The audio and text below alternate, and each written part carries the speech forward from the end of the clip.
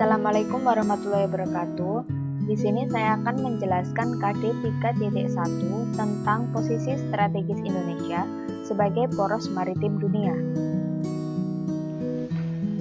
Dalam KD tersebut, saya akan menjelaskan tentang yang pertama, letak luas dan batas wilayah Indonesia.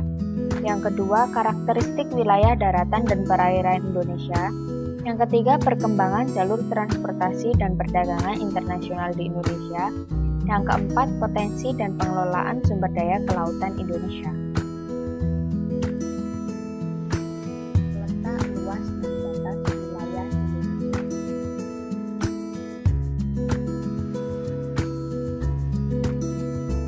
Letak wilayah Indonesia dibagi atas dua, yaitu letak absolut dan letak relatif.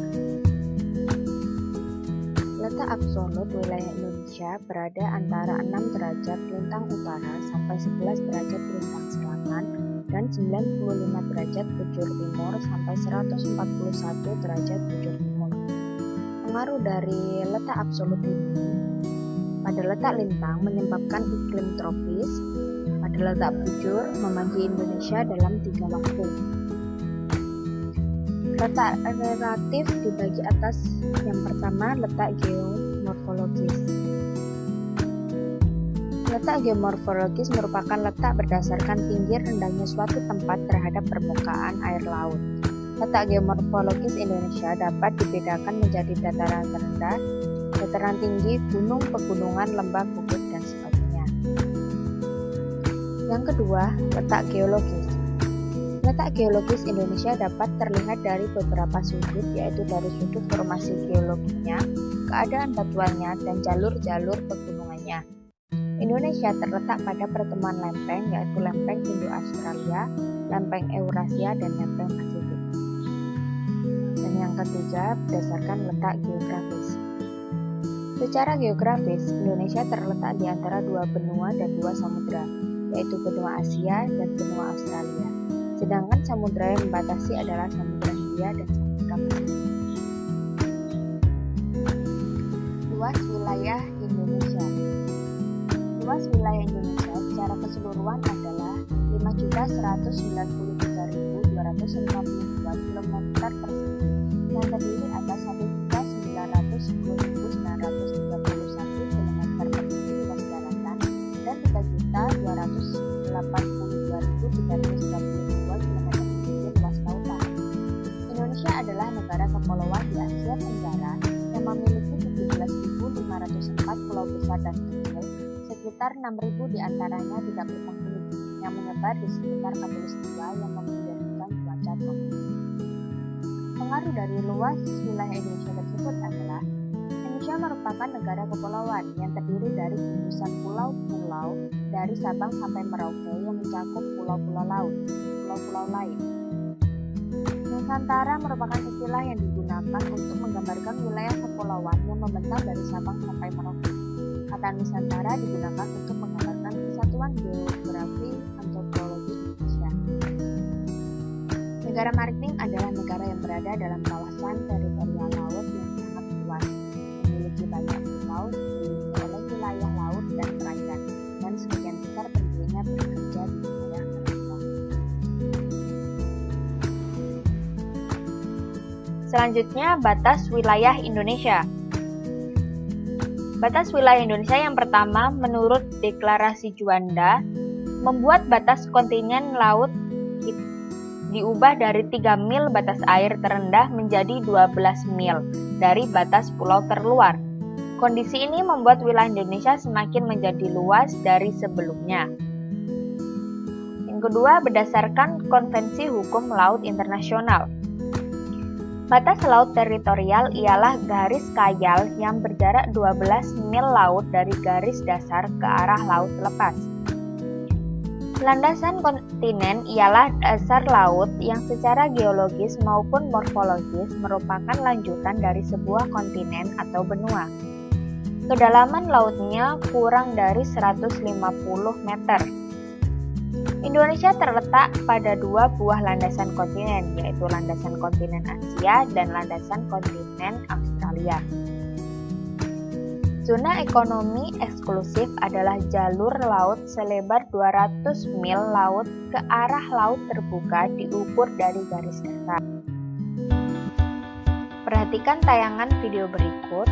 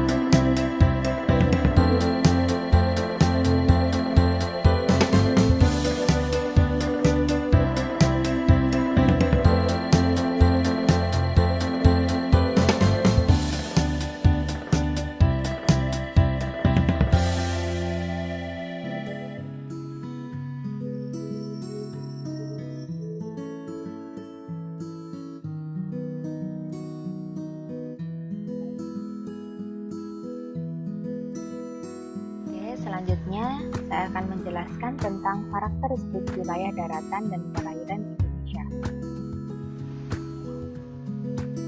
Karakteristik wilayah daratan dan perairan Indonesia. Yang pertama, daratan. Karakteristik topografi di daratan terjadi karena adanya tumbukan lempeng. Akibat hasil tumbukan lempeng tersebut diantaranya adalah adanya jalur pegunungan, membentuk rangkaian kepulauan, membentuk daratan dari hasil proses pengangkatan dasar laut, dan lain sebagainya. Yang kedua, perairan. Perairan merupakan tempat di permukaan bumi yang secara permanen atau berkala tergenang oleh air, baik air tawar, air payau, maupun air laut, mulai dari garis pasang surut laut terendah ke arah daratan, dan badan air tersebut terbentuk secara alami maupun buatan. Karakteristik wilayah daratan Indonesia. Yang pertama, dataran rendah. Bagian dari permukaan bumi dengan letak ketinggian 0 sampai 200 meter di atas permukaan air laut. Di daerah dataran rendah, aktivitas yang dominan adalah aktivitas pemukiman dan pertanian. Yang kedua, dataran tinggi. Daerah dataran yang memiliki ketinggian lebih dari 400 meter di atas permukaan air laut.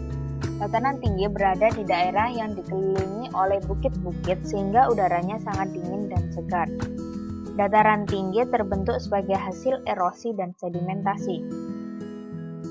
Yang ketiga, gunung. Bagian dari permukaan bumi yang menjulang lebih tinggi dibandingkan dengan daerah sekitarnya. Biasanya bagian yang menjulang tinggi tersebut dalam bentuk puncak-puncak gunung dengan ketinggian 600 meter di atas permukaan air laut. Yang keempat, pegunungan. Pegunungan adalah bagian dari daratan yang merupakan kawasan yang terdiri atas deretan gunung-gunung dengan ketinggian lebih dari 600 meter di atas permukaan air laut. Yang kelima, pantai. Wilayah yang menjadi batas antara lautan dan daratan. Karena di Indonesia merupakan negara kepulauan, sehingga banyak sekali terdapat pantai. Yang keenam, tanjung. Daratan yang menjorok ke laut. Tanjung yang luas biasanya juga disebut semenanjung. Tanjung adalah kebalikan dari teluk, dan biasanya keduanya dapat ditemukan pada satu garis pantai yang sama. Yang ketujuh ada delta. Daratan yang terbentuk dari hasil sedimentasi material-material yang terbawa oleh arus sungai yang letaknya di muara sungai. Delta terbesar di Indonesia yaitu Delta Mahakam dengan luas sekitar 150.000 hektar. Selanjutnya saya akan menjelaskan tentang karakteristik wilayah perairan Indonesia. Yang pertama, laut. Laut adalah kumpulan air asin yang menutupi permukaan tanah yang sangat luas dan umumnya mengandung garam, menggenangi dan membagi daratan antara benua maupun pulau. Laut menghubungkan antara pulau yang satu dengan pulau yang lainnya. Yang kedua, danau. Danau merupakan bagian dari cekungan di permukaan bumi yang selanjutnya menjadi tempat akumulasi air karena merupakan bagian yang lebih rendah dibanding dengan sekitarnya. Yang ketiga, ada sungai. Sungai merupakan bagian dari permukaan bumi yang rendah dan aliran air mengalir dari dataran tinggi menuju dataran rendah dan bermuara di laut. Sungai pada bagian awal berukuran kecil yang bermula dari daerah pegunungan. Karakteristik yang selanjutnya ada rawa. Rawa adalah tanah yang rendah, umumnya di daerah pantai, dan digenangi air. Biasanya banyak terdapat tumbuhan air. Rawa terbentuk secara alami, genangannya dapat bersifat musiman ataupun permanen dan ditumbuhi oleh tumbuhan. Selanjutnya ada teluk. Teluk adalah tubuh perairan yang menjorok ke daratan dan dibatasi oleh dataran yang pada ketiga sisinya. Teluk adalah kebalikan dari tanjung, dan biasanya keduanya dapat ditemukan pada suatu garis pantai yang sama. Yang terakhir ada selat.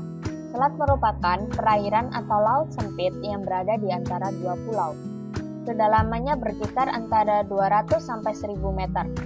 Letak Indonesia yang dibatasi oleh lautan yang menjadi jarak antara pulau yang satu dengan yang lainnya.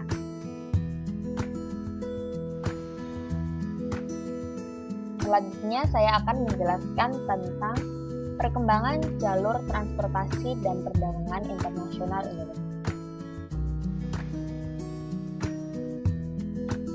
Bagan di bawah ini adalah bagan tentang perkembangan jalur transportasi perdagangan internasional Indonesia. Dibagi atas dua, pada masa lampau dan setelah Indonesia merdeka.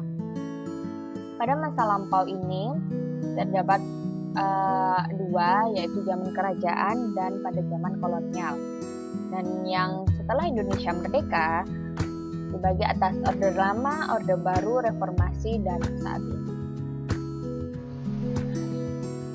Zaman Kerajaan. Kerajaan Sriwijaya berkuasa pada abad ke-6 hingga ke-10 Masehi. Kerajaan ini berhasil menguasai seluruh jalur perdagangan maritim di Asia Tenggara melalui Selat Malaka dan Selat Sunda. Disusul pada abad ke-13 hingga 16 Masehi, Kerajaan Majapahit berhasil melakukan kegiatan ekspor rempah-rempah dengan pelabuhan tersebut di daerah Bubat dan Canggu. Pada zaman kolonial, kolonialisme dan imperialisme Belanda mulai masuk pada tahun 1595 yang pada awalnya hanya untuk berdagang. Selanjutnya pada tahun 1602 dibentuklah VOC yang akhirnya berhasil menguasai jalur perdagangan dan sumber daya milik Indonesia. Jepang yang pada awalnya mengaku sebagai saudara yang akan membebaskan Indonesia dari jerat kolonialisme Belanda, ternyata sama saja melakukan penjajahan. Pada masa ini, Jepang menyita kapal penting Indonesia yang bernama KPM dan menjadikan jalur sutra perdagangan internasional di Indonesia menjadi jarang dilalui kapal-kapal asing.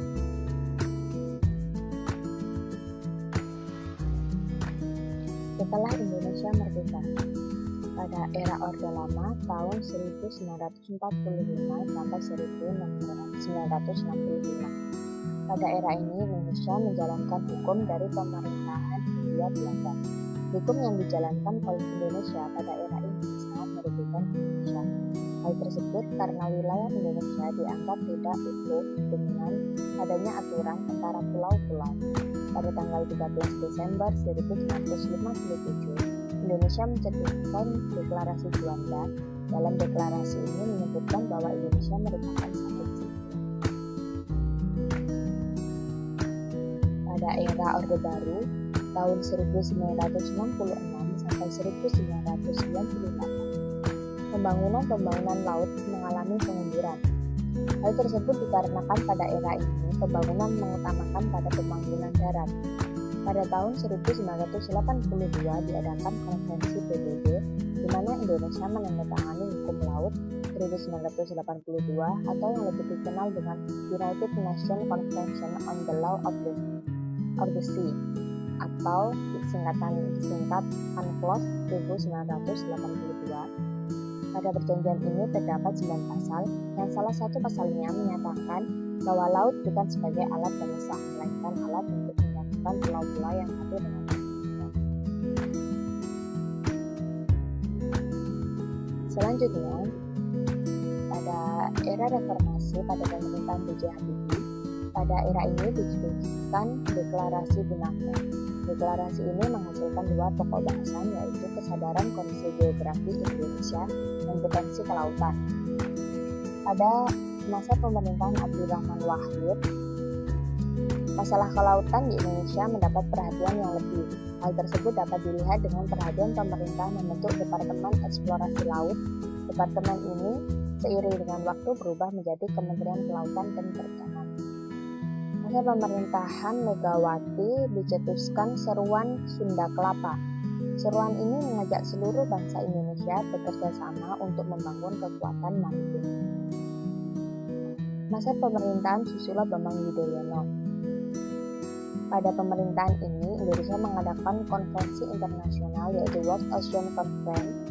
Momentum ini dihadiri 423 delegasi dari berbagai negara. Dari konferensi ini menghasilkan deklarasi kelautan Manado yang memuat menyelamatkan planet bumi dan kelangsungan generasi penerus di masa yang akan datang, menyelamatkan keanekaragaman sumber daya hayati laut dunia, utamanya ikan dan terumbu karang. Masa pemerintahan Joko Widodo sampai dengan sekarang, pada masa ini pembangunan sektor laut dikenal dengan poros maritim. Selanjutnya saya akan menjelaskan tentang potensi sumber daya kelautan Indonesia. Potensi sumber daya kelautan Indonesia adalah kemampuan sumber daya laut baik yang dapat diperbarui maupun yang tidak dapat diperbarui, serta mempunyai kemungkinan untuk dikembangkan baik yang sudah, sedang, atau belum dimanfaatkan. Potensi sumber daya kelautan Indonesia sangat beraneka ragam, yaitu perikanan, terumbu karang, padang laut, rumput laut, mangrove, mineral, energi transportasi, dan pariwisata bahari.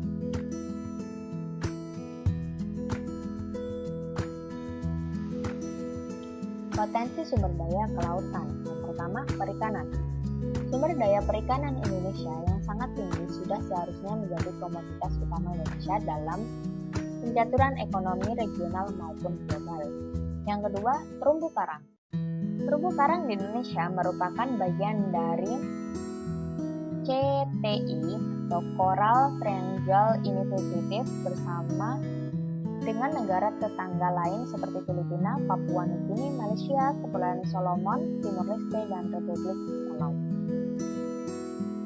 Yang ketiga, mangrove. Mangrove tumbuhan khususnya di tempat-tempat di mana terjadi perlumpuran dan akumulasi bahan. Yang keempat, transportasi. Laut sebagai media transportasi mempunyai peran yang besar sebagai jalan raya navigasi laut, baik untuk armada perniagaan, mobilitas manusia maupun armada angkatan laut.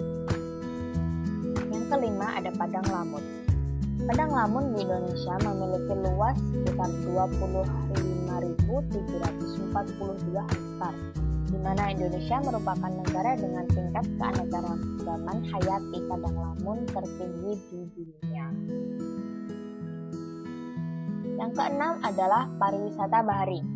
Kekayaan laut Nusantara yang bernilai ekonomis sangat besar adalah pariwisata bahari. Jika dikelola secara optimal, profesional, dan bijaksana, tentunya akan menjadi objek daerah tujuan wisata. Perhatikan video berikut tentang cara pengelolaan sumber daya kelautan di Indonesia.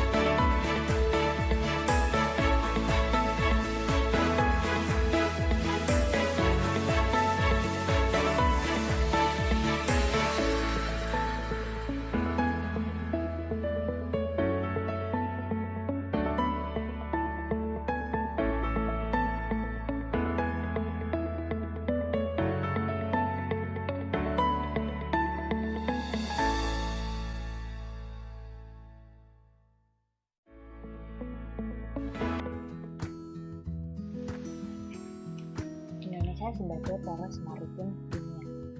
Indonesia berwujud negara kepulauan yang berada pada posisi silang arus lalu lintas laut yang menghubungkan dengan benua timur dan benua barat. Poros maritim adalah sebuah agenda pembangunan Indonesia yang boleh dikatakan baru. Pada kesempatan ini, Presiden Joko Widodo memaparkan 5 pilar sebagai upaya untuk mewujudkan poros maritim dunia. 5 pilar mewujudkan poros maritim dunia. Yang pertama, membangun kembali budaya maritim. Yang kedua, menjaga dan mengelola sumber daya laut dengan fokus pembangunan kedaulatan pangan laut melalui pengembangan industri perikanan dengan menempatkan nelayan sebagai tiang utama. Yang ketiga, pengembangan infrastruktur dan konektivitas maritim dengan membangun tol laut, ship support, logistik, industri perkapalan, dan pariwisata maritim. Yang keempat, mengembangkan diplomasi maritim dengan bersama-sama menghilangkan sumber konflik di laut. Dan yang kelima, membangun kekuatan pertahanan. Demikian yang dapat saya jelaskan. Terima kasih atas perhatiannya. Sampai bertemu di pembelajaran berikutnya. Wassalamualaikum warahmatullahi wabarakatuh.